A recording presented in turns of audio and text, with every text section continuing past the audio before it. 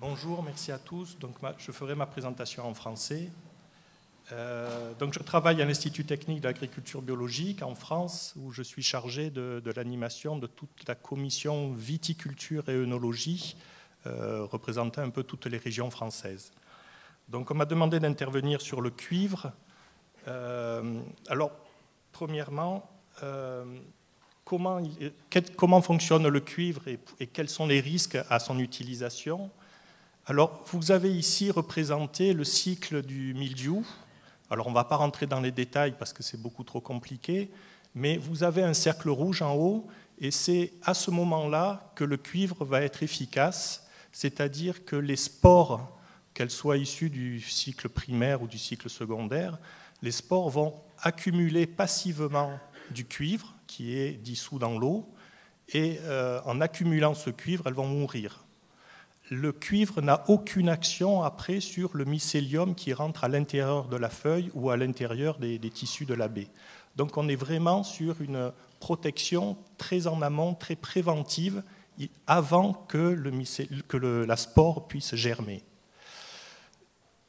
Le risque que l'on a avec le cuivre, c'est que justement la spore est à la surface de la feuille, et donc on risque d'avoir rapidement, en cas de pluie, du lessivage du cuivre, et le cuivre n'étant plus sur la feuille, la spore, elle, peut s'accrocher à la feuille et va pouvoir germer et inoculer les restes des tissus de la vigne. Quels sont les risques à utiliser le cuivre? Alors, on sait pertinemment que c'est une accumulation qui va se faire dans les premiers horizons du sol. Et ce cuivre étant un métal lourd, il va s'accumuler et il ne va pas être dégradé, mais par contre, il peut être contrôlé dans le sol, c'est-à-dire le rendre indisponible pour le reste du monde vivant qui est dans le sol. Les différentes études scientifiques qui ont été faites ont montré, premièrement, que l'on n'a pas d'effet sur la biomasse microbienne totale, avec les doses utilisées actuellement en cuivre. Je rappelle que la réglementation européenne est à 6 kg de cuivre par hectare et par an, avec une moyenne lissée sur 5 ans. Donc, à ces doses-là, nous n'avons pas observé de modification de la biomasse microbienne.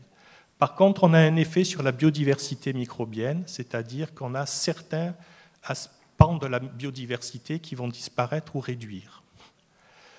Les micro-organismes contenus dans le sol peuvent adapter des stratégies pour contrôler et pour s'adapter à des plus hauts niveaux de cuivre. Ça a été aussi observé.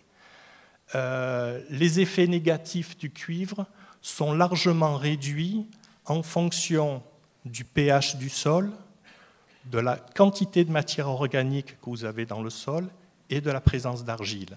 Ces trois facteurs rendent le cuivre non biodisponible dans le sol et donc n'ont pas d'effet négatif. Simplement, ne serait-ce que on peut difficilement agir sur le pH du sol.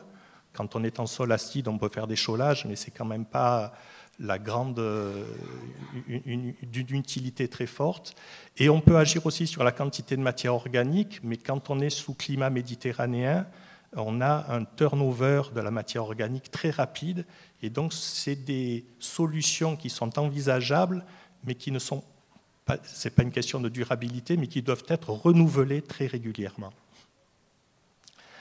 L'indicateur que la Commission européenne prend pour mesurer les effets du cuivre, c'est la quantité de vers de terre. Et là encore, les vers de terre, selon l'espèce, peuvent s'adapter ou non à la présence de cuivre. Et même s'ils ne meurent pas, ils peuvent s'échapper de la parcelle, aller ailleurs, là où il y a moins de cuivre. Donc l'indicateur vers de terre est à prendre vraiment avec délicatesse, parce qu'on n'est pas sûr que ça réponde vraiment à la question de la pollution du sol avec le cuivre. Nous avons réalisé, l'année dernière, une enquête où on a eu auprès de vignerons, de producteurs de fruits et de producteurs de pommes de terre sur l'utilisation du cuivre qu'ils ont eu les 5 dernières années, c'est-à-dire de 2008 à 2012. Pourquoi ces 5 ans? Parce que la réglementation européenne nous permet de calculer les doses de cuivre sur 5 ans. On a eu pas mal de réponses au niveau des vignerons, beaucoup moins pour les arboriculteurs et encore moins pour les producteurs de pommes de terre. Vous avez le détail ici. Simplement, vous avez la carte de France. Vous voyez que toutes les régions concernées ont pu répondre. Ce qu'il ressort de cette enquête, vous avez ici 4 régions représentées, Bourgogne, Aquitaine, Languedoc. Pour chaque année, vous avez une barre qui va représenter la variabilité, la quantité minimale ou maximale dans la région considérée et pour l'année considérée d'utilisation du cuivre. Et le point rouge représente la moyenne de cette région pour l'année. Et vous voyez qu'on a des comportements très différents. On prend l'Aquitaine, en bas à gauche. Vous voyez que les points rouges, les moyennes, sont à peu près au milieu de cette variabilité. Donc on a quelque chose qui est assez bien moyenné entre les maximums et les minimums. Par contre, vous allez en Bourgogne, en haut à gauche, les points rouges sont tirés vers le haut. C'est-à-dire qu'il y a beaucoup plus de personnes, de vignerons, qui utilisent plus de cuivre que ceux qui n'en utilisent pas beaucoup. Pourtant, avec une très grande variabilité. La Bourgogne et l'Aquitaine sont 2 régions où le mildiou est très fort. Donc on a des potentialités importantes et donc des conséquences sur l'utilisation du cuivre. En revanche, en Languedoc, donc en bas à droite, vous avez les points rouges qui sont tirés vers le bas. Donc on a beaucoup plus de gens qui travaillent avec peu de cuivre. Et pourquoi? C'est parce que le Languedoc est une région peu favorable au mildiou et donc il y a moins d'utilisation de cuivre. Donc vous voyez que régionalement, on peut avoir des comportements très différents, toujours sur des vitis vinifera, même si ce ne sont pas les mêmes vitis qui sont utilisés dans chaque région. Autre point important, vous avez ici les quantités de cuivre projetées au seuil de 4 kg par hectare. Pourquoi 4 kg? C'est une proposition de la Commission européenne. Il pourrait, l'avenir nous le dira, mais la réglementation pourrait aller vers 4 kg de cuivre par hectare et par an en abandonnant le système de moyenne lissée sur 5 ans. Si on se projette dans cet avenir à 4 kg, vous avez ici représenté des cartes de France avec des millésimes différents. 2011 au milieu est un millésime où il y avait très peu de mildiou. Par contre, 2008 et 2012 sont des années à fort mildiou en France. Et les taches rouges représentent les régions où 75% des vignerons ont dépassé la dose de 4 kg. C'est-à-dire que si la réglementation avait été à 4 kg, on aurait eu 75% des vignerons qui étaient hors réglementation, qui dépassaient. Donc vous voyez la difficulté que l'on a à descendre trop bas le niveau de l'autorisation d'utilisation du cuivre. Autre représentation, l'incidence de l'utilisation du cuivre à plus ou moins haut niveau avec les pertes de récolte déclarées par les vignerons. Dans le graphique, vous voyez, en abscisse, vous avez les pertes de récolte et en ordonnée verticale, vous avez les quantités de cuivre hectare utilisées. Et j'ai mis la barre hypothétique des 4 kg. Et vous voyez qu'on n'a pas forcément une corrélation entre la quantité de cuivre et la perte de récolte. Vous avez des régions comme Poitou-Charentes, Bourgogne ou Champagne, où même avec des quantités plus importantes de cuivre, entre 5 et 6 kg de cuivre annuel, on engendre quand même, on constate des pertes de récolte qui peuvent aller jusqu'à 40%. En revanche, on a des régions qui sont beaucoup moins problématiques sur le mildiou, et donc on peut avoir des pertes de récolte relativement faibles avec des quantités de cuivre qui sont aussi faibles. La réglementation en France, c'est la réglementation européenne, donc 30 kg pour 5 ans, donc c'est 6 kg par an moyenné sur 5 ans. Et donc on voit bien que c'est l'année climatique, on peut jouer sur les doses de cuivre en fonction de l'année, en fonction de la pression de la maladie. Et en réfléchissant tout ça, on arrive à avoir des réductions de cuivre efficaces, sans perte de récolte.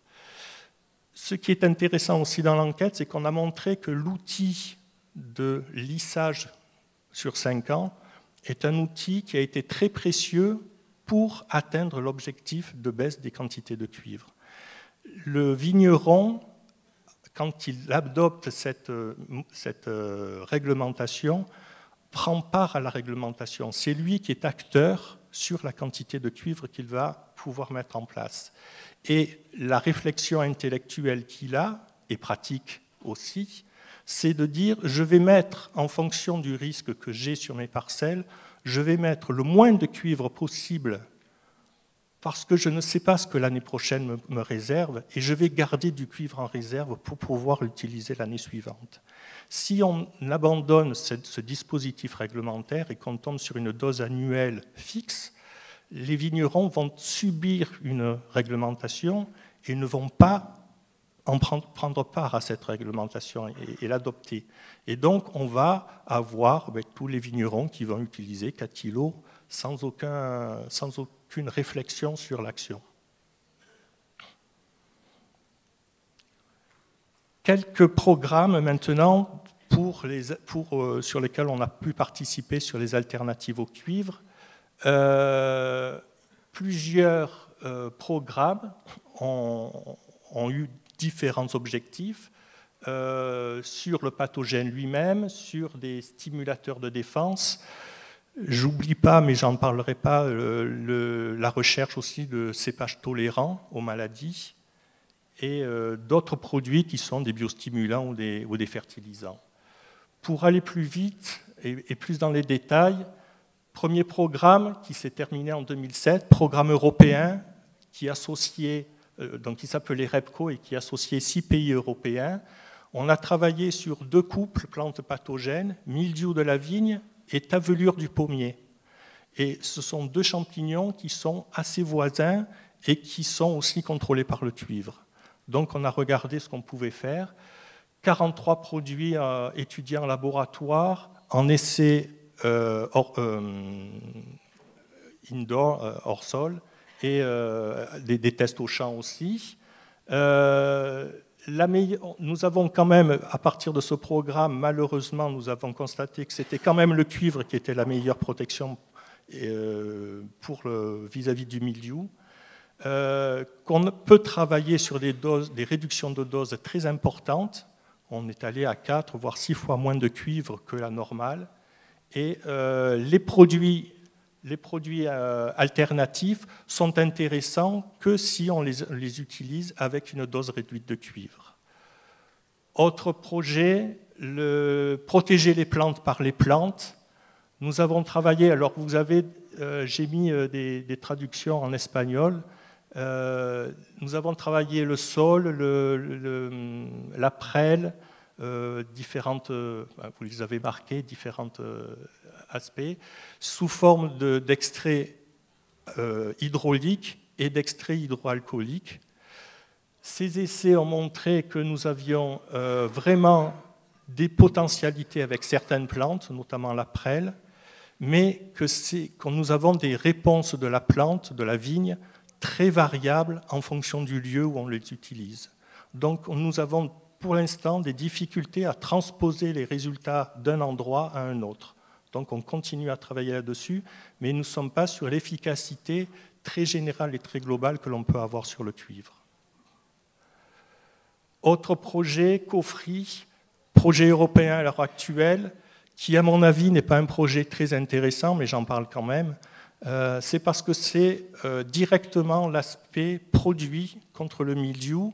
C'est l'occasion pour des petites entreprises à proposer à l'homologation sur les frais, sur les financements européens de produits pour aller à l'homologation contre le mildiou. À l'heure actuelle, les résultats nous montrent qu'aucun de ces produits proposés par les petites entreprises fonctionne contre le mildiou. Les huiles essentielles, Nous avons travaillé avec plusieurs huiles essentielles et plusieurs partenaires. Ce que l'on retient contre le mildiou, c'est l'huile essentielle de thym et l'huile essentielle de clou de girofle, qui peuvent apporter un intérêt important dans la lutte contre le mildiou. Le problème qui se pose, c'est comment mélanger ces huiles essentielles dans l'eau. Nous avons des difficultés à trouver un mouillant qui permet d'avoir une bonne efficacité, une bonne application de ces produits. Dernière diapo, des essais de microdoses de sucre, donc de saccharose et de fructose. Ça paraît un peu étonnant, mais les sucres simples vont avoir une action sur la feuille de vigne en tant que capacité à recevoir les spores de mildiou. On modifie la proportion de sucre au niveau de la feuille et les spores de mildiou en arrivant ne reconnaissent pas la feuille de vigne et donc ne déclenchent pas leur germination. Et donc c'est un peu un trompeur et à ce moment-là, le mildiou, on arrive à baisser. Et quand on adjoint du sucre avec une faible dose de cuivre, c'est-à-dire l'équivalent de 100 grammes de cuivre par hectare, on arrive à avoir un contrôle du mildiou assez important. À ce même titre que le sucre, une autre plante que l'on a utilisée, qui est la bourdaine, nous avons les mêmes effets, c'est-à-dire que la bourdaine seule peut avoir un effet contre le mildiou, mais la bourdaine plus une faible dose de cuivre, on arrive à contrôler le mildiou pratiquement autant qu'avec du cuivre pleine dose. Voilà, je vous remercie.